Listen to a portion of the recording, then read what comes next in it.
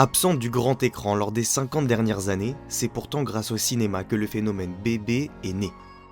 Brigitte Bardot se fait connaître en 1956 lors de la sortie du film « Et Dieu créa la femme », réalisé par son mari de l'époque, Roger Vadim.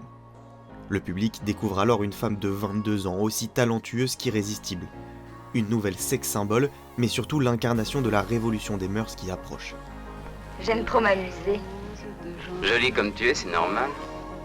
2 ans plus tard, dans le film de Claude Autant-Lara, En cas de malheur, la nouvelle star du cinéma s'associe au glorieux Jean Gabin dans une œuvre qui ne laisse pas indifférent le public.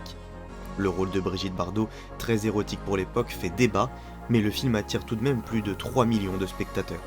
Tant que vous en profitiez avant qu'ils me mettent en prison. En 1960, Bébé fait parler l'étendue de son talent dans La Vérité. Loin des comédies légères habituelles, le public est surpris. Avec des scènes inoubliables et un rôle taillé sur mesure, l'actrice elle-même définit cette œuvre comme son meilleur film. À 29 ans, grâce à Jean-Luc Godard, elle signe l'un de ses rôles les plus marquants dans Le Mépris. Alors au sommet de sa gloire, l'actrice change de style et se réinvente dans ce film interdit aux moins de 18 ans à l'époque. Un long métrage qui donnera lieu à l'une des répliques les plus cultes de sa carrière. Je les trouve jolies mes fesses. Enfin, en 1971, Brigitte Bardot s'essaye à un nouveau style, le western parodique avec Les Pétroleuses.